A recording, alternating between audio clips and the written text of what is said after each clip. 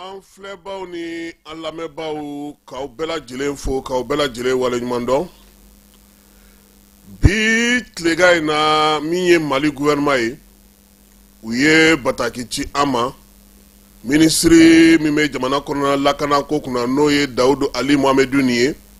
Bataki in bɛ tali kɛ wulikajɔ ni cɛsiri sinsinni baara la. Fala ye komi n tun y'a f'i ɲɛna cogo min.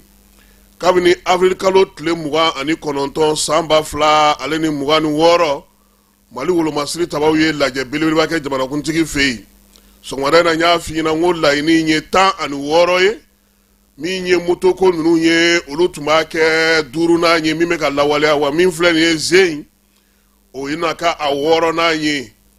Fala n'i ye Dawudu ka bataki ta k'a lajɛ a b'a yira sa k'a fɔ ko ni maa min sera ka maa bamajɔlikɛba kangaran dɔw bɛ bi an ka jamana kɔnɔ ni maa min sera ka olu yɔrɔ dɔn k'a daminɛ sefa wari miliyɔn 500 la ka taa se miliyari 2 ma o bɛ d'i ma i ka baara kɛcogo ɲuman ani kelen ka kunnafoniyaw di kunnafoniya minnu jɛlen don ni nɔgɔ foyi t'u la ni wolomasiri tɔw bɛ se ka baara kɛ n'a ye k'u bolo da maa kofɔlen ninnu kan i n'a fɔ bamajɔlikɛbaw u bɛ wulikajɔ min na an ka jamana kɔnɔ n'u kɛlen don ka fa bɛɛ lajɛlen kɛ u sennɔ ye ani u nɔfɛmaw sennɔ ye wolomasiri tabaw fana ye taabolo falen baara bɛ se ka kɛ ka ɲɛ u bolo cogo min na yaasa minnu bɛ yen n'u y'u ka kɛlɛkɛcɛw ye ka dan sigi olu ka waleyaw la o la bi alamisa la sa minisiri min bɛ jamana kɔnɔ lakana ko kunna n'o ye général de division Dawudu Ali Muhamɛdu ni ye ale bataki bɔ ko k'a fɔ bɛɛ lajɛlen ɲɛna maa o maa kibaruya danganiya b'i bolo kibaruya ɲɛnama b'i bolo baara bɛ se ka kɛ ni kibaruya min ye min b'a to maa minnu filɛ n'olu tɔgɔ bɛna fɔ sisan olu bɛ se ka minɛ cogo min na min ye miliyari 2 ye ni maa min sera ka Iyad Agali n'u b'a wele ko alias Abu Alfadel ko o miliyari 2 sefa wari miliyari 2 o na d'i ma miliyari 1 ani miliyɔn 500 ni maa min sera ka Amadu Asan Sangare Bari n'u b'a wele ko Amadu Kufa walima Mɔbɔ k'u bɛ se ka o wari fana ta ka d'i ma n'o ye miliyari 1 ani miliyɔn 500 ye miliyari 1 ani miliyɔn 500 o bɛ ta ka di maa fana ma ni maa min sera fana ka min ye Abdulayi Mamudu Bekayi Jalo n'u b'a wele ko Julebi dɔw b'a wele ko Nampalakaw ka masa nka a wele tɔgɔba yɛrɛ o ye Sidi ye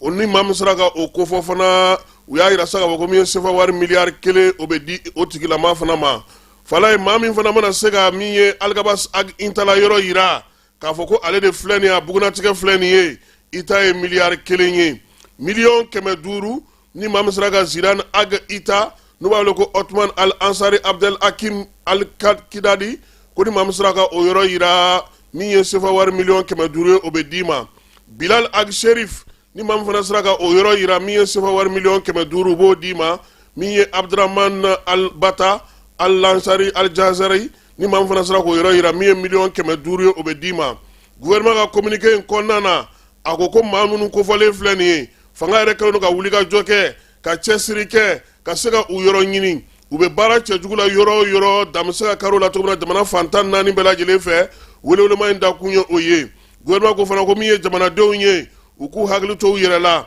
min ye kunnafoni ɲɛnamaw ye kunnafoni min bɛ se ka wolomasiri tabaw dɛmɛ u ka se ka ni maa ninnu yɔrɔ ye u ka se ka denw tulo kan cogo min na ko o de bɛ diya u ye Mali gouvernement kelen filɛ ka nin min kɛ nin ye n'o ye Iyad Agali Amadu Kufa Bilal Ag Sherif ka taa se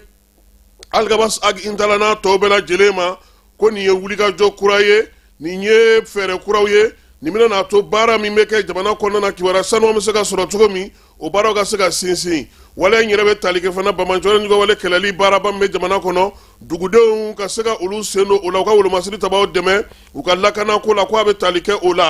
la sa jamana ɲɛmaaw kɔni y'a ɲini bɛɛ fɛ ko maaw k'a bila u kunna don nataw la fala ye min ye armée ka wulikajɔ dɔ de bɛna fara ka marabolow bɛɛ lajɛlen kɔnɔna na sabula sɔgɔmada in na an ye communiqué minnu kalan i yɛrɛ y'a ye k'a fɔ ko kɔnɔna na moto kow fɔra an ye min fana ye o la fala ye maaw bɛ ka moto jakaritaw don a la jakarita t'a la dɛ jakarita ma fɔ maa ye a fɔra ko awjin ninnu de min ye moto minnu don olu dɔnnen don wa min ye maa caman bɛ olu ka kibaruya caman d'a ko kan olu fana ma fɔ